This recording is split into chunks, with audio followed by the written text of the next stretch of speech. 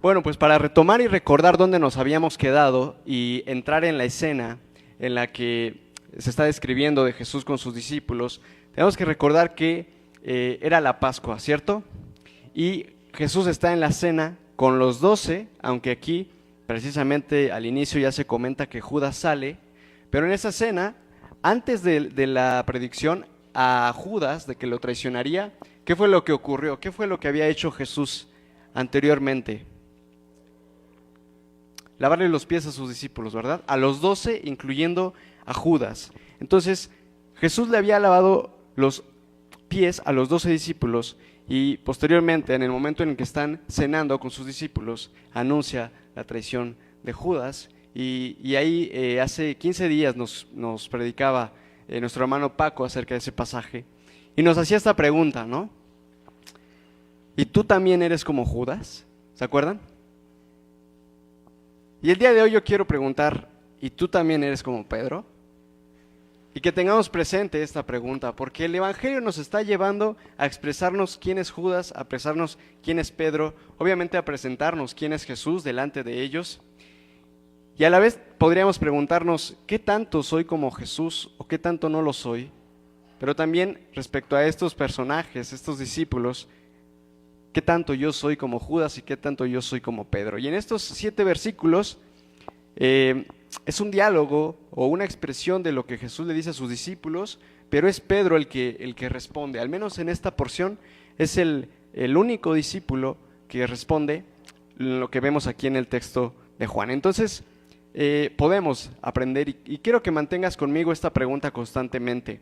Para ti personalmente, ¿qué tanto yo soy también como Pedro? Así que vamos a adentrarnos en el pasaje. En el versículo 31 y 33, después de que sale Judas, ahí se dice, cuando Judas hubo salido, versículo 31, Jesús dijo, ahora es glorificado el Hijo del Hombre y Dios es glorificado con él. Si Dios es glorificado en él, Dios glorificará al Hijo en sí mismo y lo hará muy pronto. Mis queridos hijos, poco tiempo me queda para estar con ustedes. Me buscarán y lo que antes dije a los judíos, ahora se lo digo a ustedes. A donde yo voy, ustedes no pueden ir. Jesús está comentando respecto a la gloria de Dios y respecto a una separación temporal que experimentará de los discípulos y los discípulos para con Él. Y esa gloria de Dios ya nos resuena anteriormente porque es esa gloria que Jesús ya les había anunciado, igual yendo un poquito hacia atrás, cuando Jesús entró a Jerusalén y después de que es pues alabado, recuerda que se acercan unos griegos queriendo conocerlo, queriendo acercarse a él, y se acercan con Felipe que querían verlo, ¿no? Y entonces Jesús responde en el capítulo 12, versículo 23 y el 27 y 28. Dice, ha llegado la hora, cuando entró a Jerusalén, de que el Hijo del Hombre sea glorificado. Ahora mi alma está angustiada. ¿Y acaso voy a decir, Padre, sálvame de esta hora difícil? Si precisamente para afrontarla he venido. Padre, glorifica tu nombre. Y entonces oyó del cielo una voz que decía, ya lo he glorificado y volveré a glorificarlo. Jesús ya había anunciado esta hora, pero lo había hecho aproximadamente unos 6 días antes, cuando recién ingresaba a Jerusalén. Y ya Jesús tiene en su conciencia que ha llegado la hora, pero no había llegado en ese día. Todavía transcurrieron 6 días más y Jesús ahora está diciendo, ahora es glorificado el Hijo del Hombre. Y por otra parte, lo mismo que le había anunciado a los judíos de su partida, es lo mismo que le está diciendo a sus discípulos. Y es un poco curioso, porque él mismo lo comenta. Lo mismo que ya le dije a los discípulos, a los judíos, se los digo a ustedes. Y esto de que se lo había dicho a los judíos, si también recordamos en el Evangelio de Juan, en el capítulo 7, les dice a los judíos, voy a estar con ustedes un poco más de tiempo y luego volveré al que me envió. Me buscarán, pero no me encontrarán, porque a donde yo estaré, ustedes no pueden ir. Y en esa primera ocasión los judíos no entendieron a qué se refería Jesús y pensaban si acaso iría con los judíos dispersos y a ir a predicarle a los que no eran judíos, porque ¿a dónde sería ese lugar al que ellos no podían ir, al cual Jesús se refería, ¿no? Y más adelante, en el capítulo 8, versículo 21, de nuevo Jesús les dice, Yo me voy y ustedes me buscarán, pero en su pecado morirán. A donde yo voy, ustedes no pueden ir. Por segunda ocasión les dice, y en esa ocasión, ¿qué es lo que pensaban los judíos de a dónde iría? ¿O qué es lo que haría? ¿Recuerdan? Sí, que se suicidaría. Porque ¿a dónde sería el lugar al que iría Jesús como para que no lo encontraran? ¿No? Entonces, ¿acaso se suicidaría o iría con los judíos dispersos? ¿A dónde iba Jesús?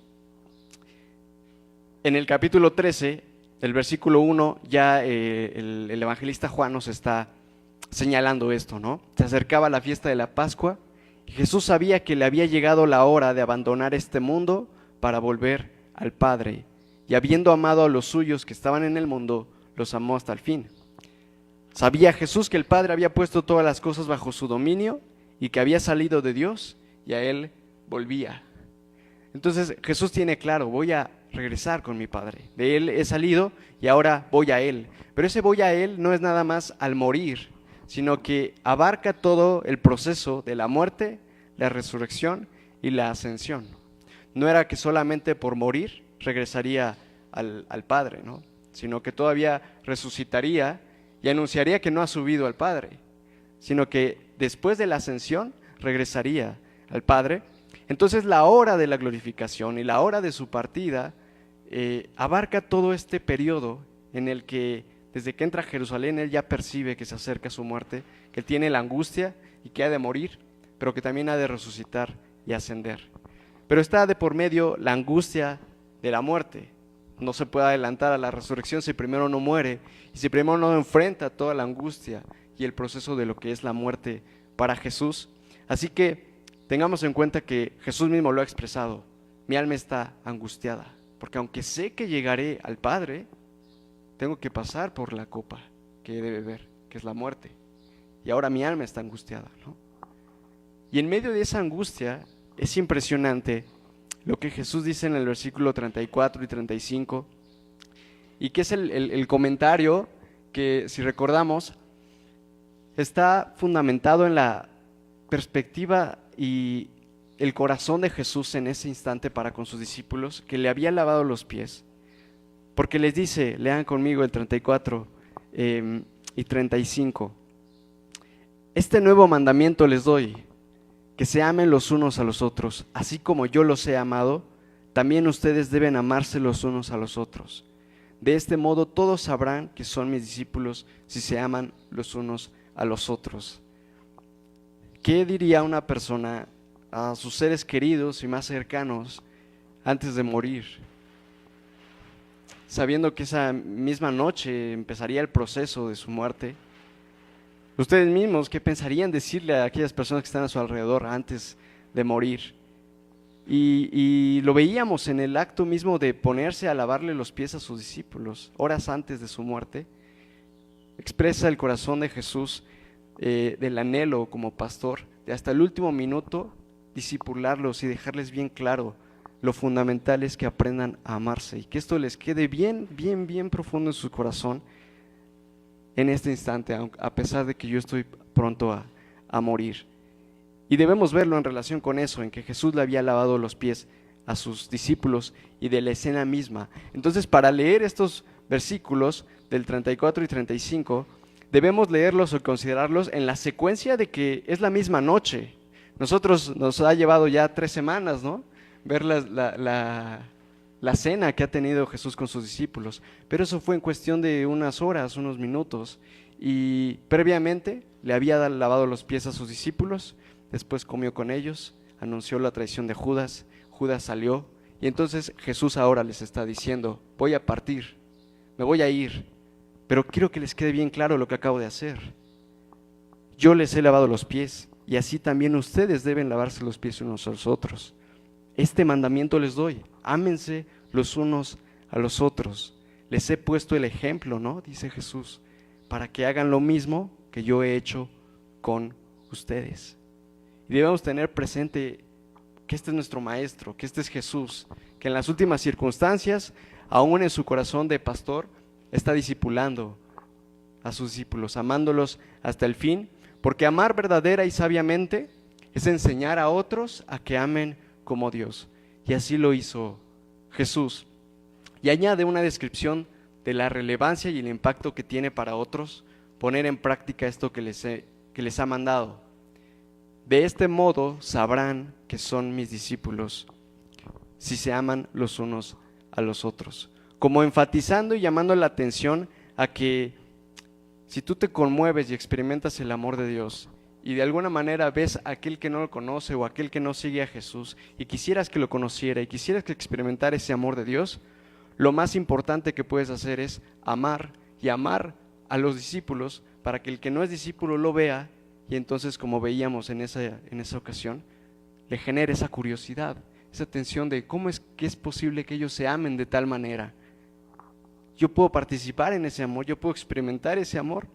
Entonces, veo en esto a Jesús en su corazón, en su intención derramada para con sus discípulos de enfóquense en amar como yo he amado. Yo me voy, pero no quiero que se les olvide esto, que se enfoquen en el amor, que se amen los unos a los otros. Enfáticamente, no lo olviden, recuérdenlo, ténganlo presente. Entonces, debemos tomar en cuenta esa tensión, esa angustia que Jesús estaba sintiendo y que en medio de eso estaba haciendo ese énfasis para darnos cuenta o señalarnos de que tiene alguna importancia de parte de nuestro Señor Jesús lo que nos está diciendo, ¿no? Lo que les está dejando a sus discípulos y que no es para tomarlo a la ligera, que no es para asumir como que ya lo interiorizamos y ya lo sabemos y ya podemos seguir adelante con nuestras vidas. No es poca cosa, es algo muy importante y hoy en día en nuestra vida, en nuestra iglesia, en nuestra comunidad, en el cristianismo y la perspectiva que hoy en día el mundo y las personas que no creen en Dios, que no creen en Jesús, tienen acerca de los que dicen que creen en Jesús. Es muy importante a la luz de eso y en ese contexto que nosotros volvamos a prestar importancia a este mandamiento que Jesús dijo antes de morir, porque así testificaremos y así les podrá dar testimonio a los que no creen que verdaderamente somos discípulos y que verdaderamente hay un amor profundo de parte de Dios que hemos experimentado y que nos hace amar de una manera en que nosotros mismos no podríamos amar. Pero en contraste con todo esto, si nosotros nos encontramos en la escena, en la situación y viéramos ese énfasis, ese corazón de Jesús tan arrojado a concéntrense en el amor, es muy curioso ver el contraste que nos muestra la historia en que Pedro pareciera que casi interrumpe lo que está diciendo Jesús y que centra su atención no en la enseñanza del amor que está hablando Jesús, no en lo que Jesús ha hecho por ellos, sino en el comentario de que se va a ir y le genera esa curiosidad de por qué se va a ir. Y aquí es bien interesante porque el mandamiento que acabamos de leer del amor se halla, si ustedes lo leen en los 7 versículos, se halla en el versículo 34, como si estuviera en medio del anuncio que Jesús hace de que se va a ir y la pregunta de Pedro de por qué se va. Queda ahí en medio y no se vuelve a mencionar sino hasta mucho después, y Pedro no reacciona al mandamiento, sino que menciona a que Jesús se va, reacciona a que Jesús se va a ir. Y pareciera que el mandamiento ahí queda y pasa desapercibido y a Pedro no lo capta o no reacciona respecto a eso, pero hay que notar el significado de que haya quedado ahí en medio en relación con lo que ocurre después. Pedro entonces, versículo 36 al 38, le pregunta a Jesús, versículo 36, ¿y a dónde vas, Señor?, preguntó Simón Pedro. Jesús respondió, a donde yo voy no puedes seguirme ahora, pero me seguirás más tarde. Señor, insistió Pedro, ¿por qué no puedo seguirte ahora? Por ti daré hasta la vida.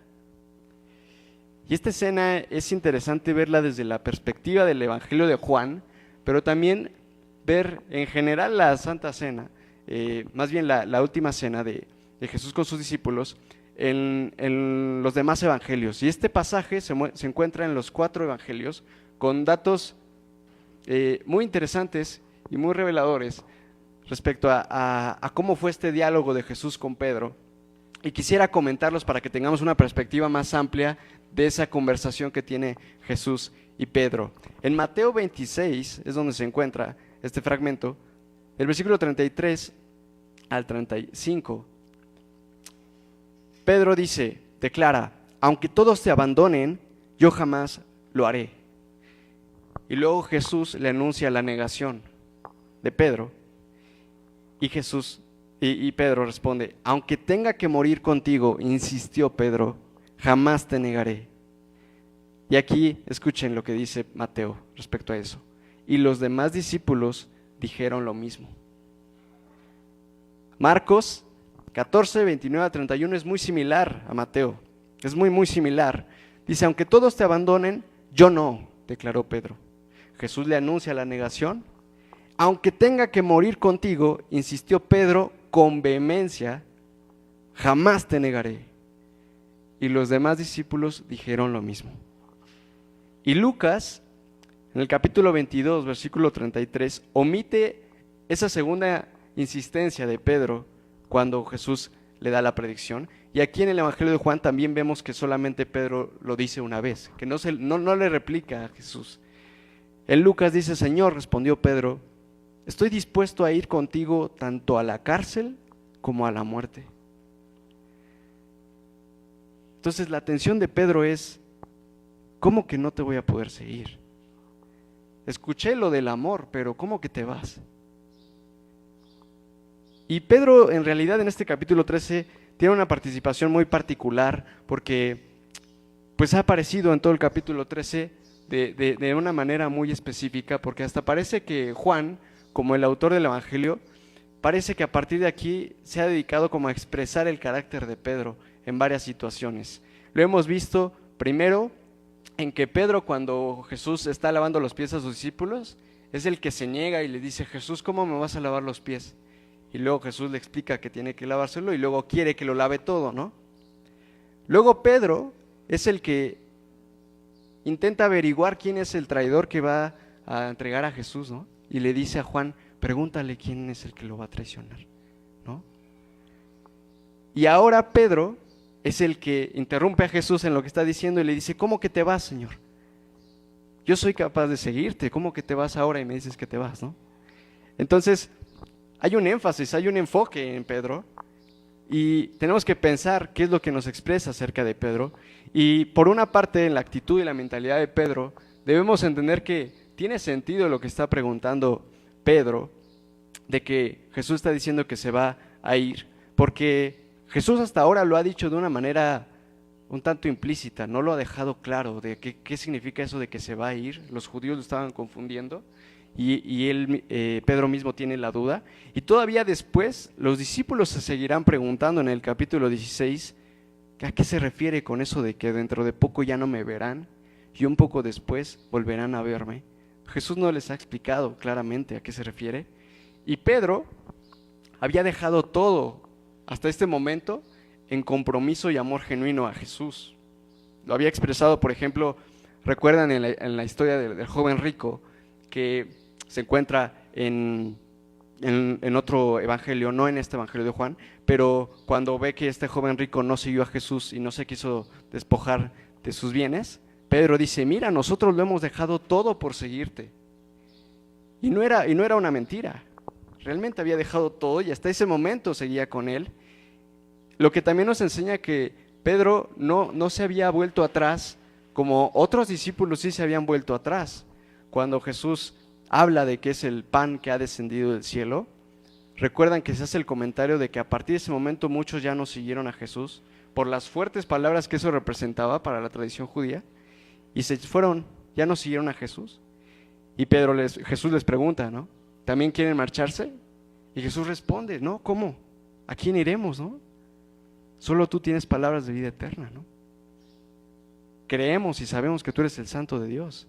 Había seguido hasta ese momento Pedro, y entonces encontrarse con que Jesús les decía, ahora ya no me vas a seguir. A partir de ahora, a donde yo voy, tú ya no puedes ir. En realidad tiene sentido cómo lo habría procesado Pedro, cómo te he seguido y he dedicado a este propósito 3 años de mi vida. Y en realidad he persistido cuando otros se han ido y he dejado todo y me estás diciendo que te vas a ir y que ya no puedo seguirte.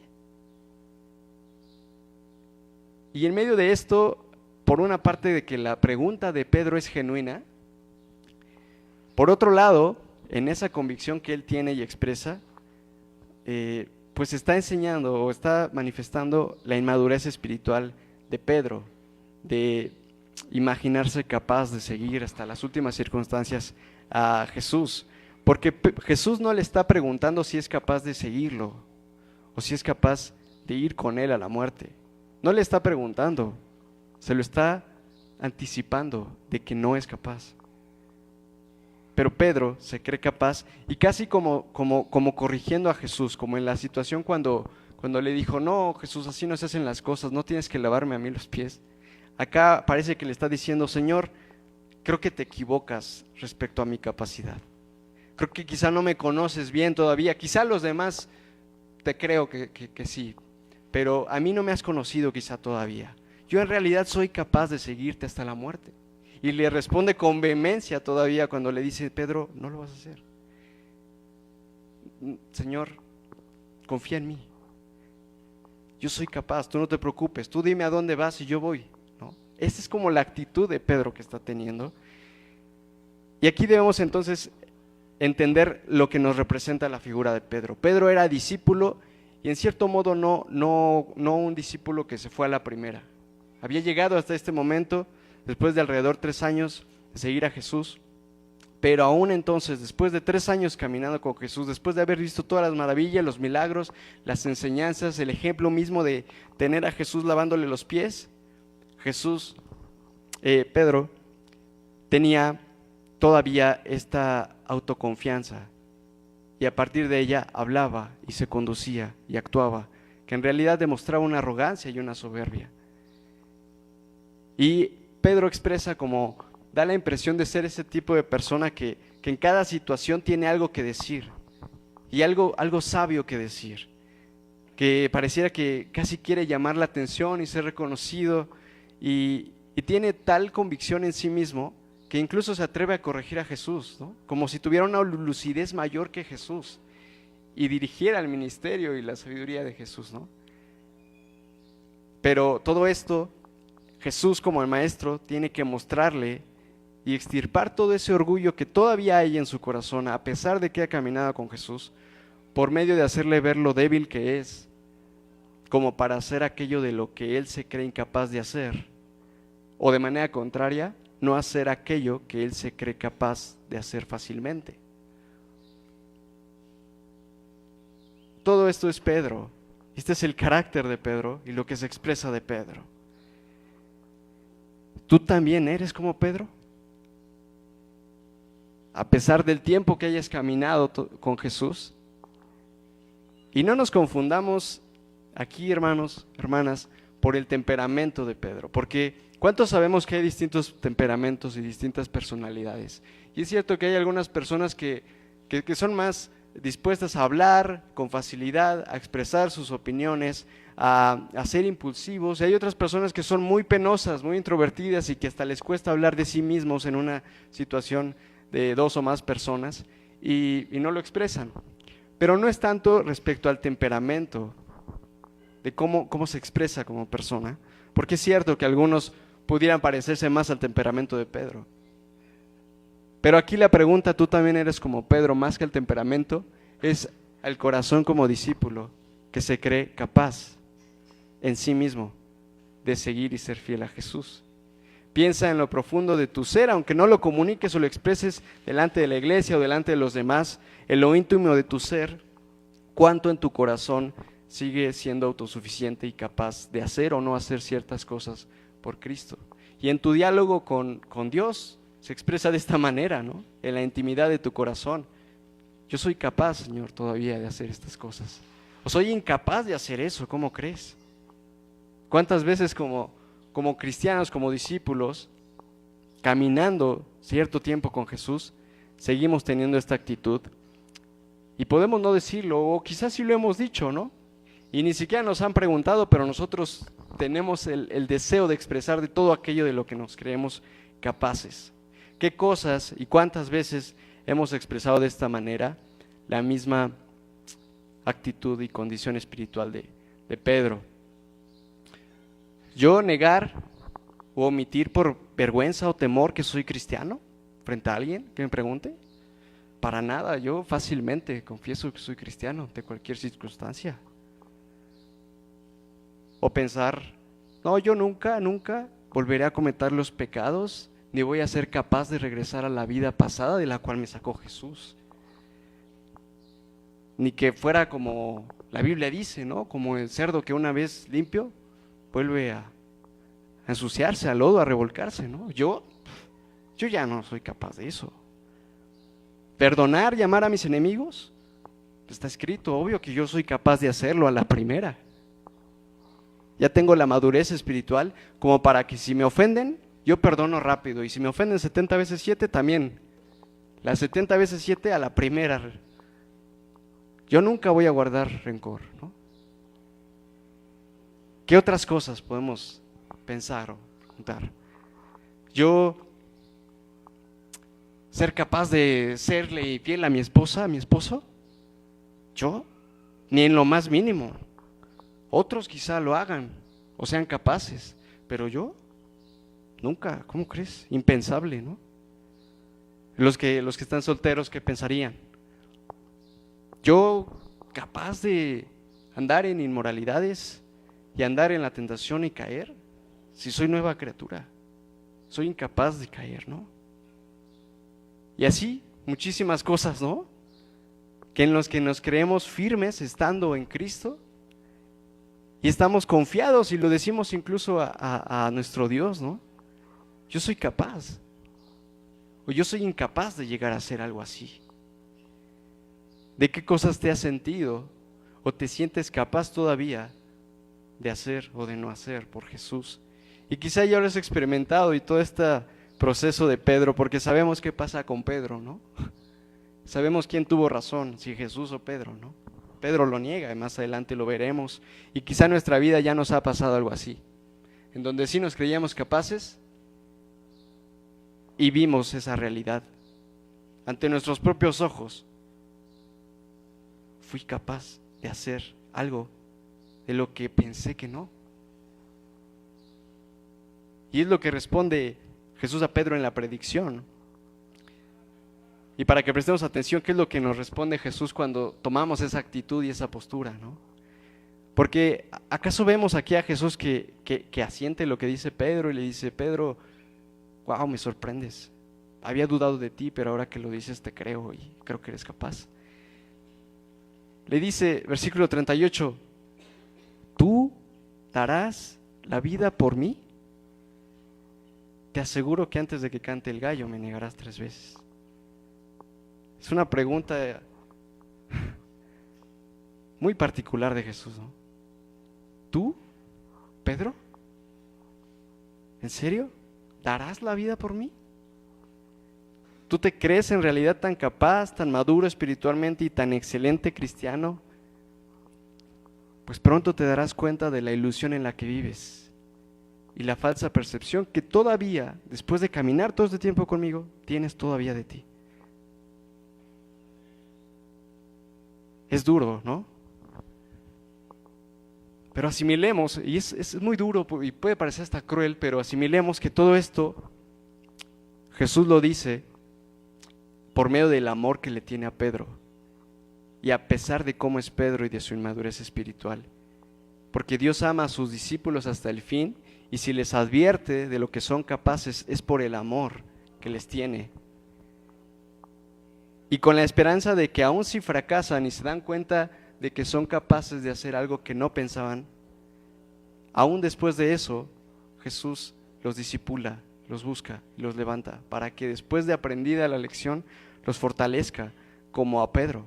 Jesús le predijo su propio fracaso a Pedro, y ese fracaso y la humillación es un medio por el cual Jesús sigue discipulando a Pedro y a quienes le siguen, y los va haciendo cada vez más dependientes de él. Y esa esperanza radica en lo que le dice el versículo 36, que podemos leerlo a veces así de pasada, pero es crucial. Versículo 36, síganlo con la vista. Jesús le había dicho antes de que Pedro le respondiera, A donde yo voy no puedes seguirme ahora, sabiendo que me negarás, sabiendo que no seguirás conmigo hasta la muerte, pero me seguirás más tarde. O sea, volverás y aprenderás y te levantarás. Ahora no eres capaz, pero me seguirás más tarde. El hecho de que Jesús sea nuestro Salvador y sea tu Salvador significa en gran medida que por su amor Él continuamente quiere salvarte de ti mismo y de tus falsos ideales.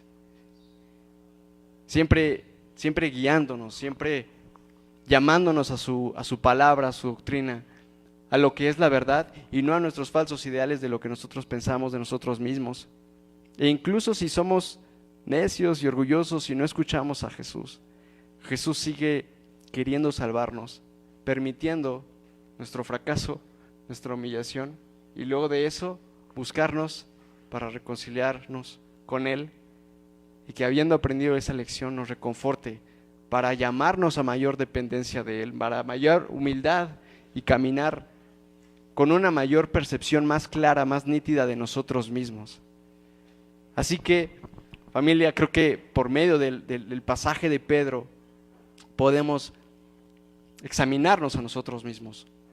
Si en el presente te encuentras así, en alguna área o en alguna situación de tu vida, confiando en que eres capaz por ti mismo y en tus propias fuerzas, recuerda lo que dijo Jesús. Más adelante se los dice, y Juan lo relata como si siguiera el discurso en esa misma noche, capítulo 15, versículo 5. Yo soy la vid y ustedes son las ramas. El que permanece en mí como yo en él dará mucho fruto. Separados de mí, no pueden ustedes hacer nada. Recordemos esto, no somos capaces de hacer nada sin Jesús, si no nos mantenemos en Jesús. Y tengamos esto con seriedad, porque si no tomamos en serio esto y no desconfiamos plenamente de nosotros para arrojarnos en plena confianza a Dios y seguimos en ese camino y insistimos vehementemente a Jesús, Jesús, te estoy diciendo que soy capaz, que yo puedo mantener esta situación en control. Tengamos por seguro que Dios, en dada circunstancia, no evitará algún fracaso o alguna humillación para que nos reconozcamos nosotros mismos en nuestras propias fuerzas, cuán débiles somos y cuánto dependemos de Él. Y todo eso por amor a nosotros, para discipularnos, para mostrarnos la verdad. Y por eso la misma palabra constantemente nos exhorta y nos recuerda esa actitud, esa perspectiva, esa visión que debemos tener de nosotros mismos al enfrentar cualquier circunstancia, ¿no? Romanos 12, 3 y 16, para que lo recordamos y lo tengamos presente. Nadie tenga un concepto de sí más alto que el que debe tener, sino más bien piense de sí mismo con moderación. No sean arrogantes, sino háganse solidarios con los humildes. No se crean los únicos que saben. Primera de Corintios 8:2, el que cree que sabe algo, todavía no sabe como debiera saber. Primera de Corintios 10:12, si alguien piensa que está firme, tenga cuidado de no caer.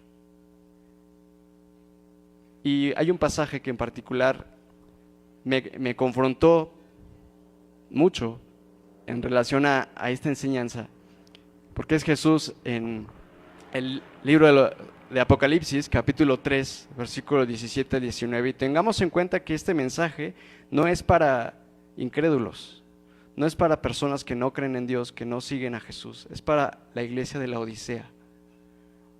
Tú dices, soy rico, me he enriquecido y no me hace falta nada. Yo soy capaz de dar mi vida por ti. Pero no te das cuenta de cuán infeliz y miserable, pobre, ciego y desnudo eres tú. Que en realidad eres capaz de negarme 3 veces. Por eso te aconsejo que de mí compres oro refinado por el fuego para que te hagas rico, ropas blancas para que te vistas y cubras tu vergonzosa desnudez. Además, colirio para que te lo pongas en los ojos y recobres la vista, para que veas claramente quién eres. Yo reprendo y disciplino, fíjense, a todos los que amo. Por lo tanto, sé fervoroso y arrepiéntete. Como diciendo, yo te amo y por eso te estoy diciendo esto. Escúchame, arrepiéntete y camina en humildad. Y por último, retomando ese mandamiento que había quedado en medio y ese mandamiento que queda como en el aire después de la reacción de Pedro. Volvamos a leerlo. Este mandamiento nuevo les doy, versículo 34, que se amen los unos a los otros. Así como yo los he amado, también ustedes deben amarse los unos a los otros. Pedro había dirigido su atención a expresar aquello de lo que ilusoriamente se creía capaz antes de detenerse a meditar e interiorizar el mandamiento que Jesús le estaba dando. Aprende a amar a los demás discípulos. Pedro se sintió más motivado a descubrir e indagar quién era de entre ellos el discípulo traidor, que no sería capaz de seguir a Jesús, y luego expresar de esta manera: yo soy el mejor discípulo, aunque los demás lo nieguen, yo te seguiré, Jesús. Todo esto se sintió más motivado a hacer que a disponerse en humildad a imitar a Jesús y en enfocarse en cómo podría servir a sus hermanos, cómo podría enfocar en servir y amar a los demás discípulos. Así que no podemos enfocarnos en amar como Jesús manda si estamos enfocados en lo buenos cristianos que podemos ser en nuestras propias fuerzas. No puedes enfocarte en ser un cristiano obediente y fiel como Jesús manda si estás enfocándote en demostrarle a otros y a Jesús mismo que ya eres un cristiano obediente y fiel por tus propias fuerzas. Y ni siquiera podemos amar como Jesús ama hasta que reconozcamos nuestra incapacidad para amar de tal manera nuestras fuerzas, nos rindamos y nos entreguemos a Él para ser llenos de su Espíritu y entonces amar en Él y por Él. Este era el proceso de aprendizaje espiritual que tenía que recibir Pedro en esta circunstancia, en esta noche. Y lo veremos más adelante, las siguientes semanas, cuando lleguemos a ver el desenlace de la historia. Y pensando en esto, también me surgía la duda o la cuestión de si pudiera platicar con Pedro después de todo ese proceso que le tocó vivir y todo lo que relata el Evangelio de Juan al final, o años después, y él me pudiera hablar acerca de esa enseñanza, de ese proceso, de cómo es que él se sentía seguro y Jesús le mostró que no. ¿Qué diría, no? Y entonces vayan conmigo a la segunda carta de Pedro, capítulo 1, versículo 5 en adelante. Y es como si Pedro nos hablara entonces, después de todo eso.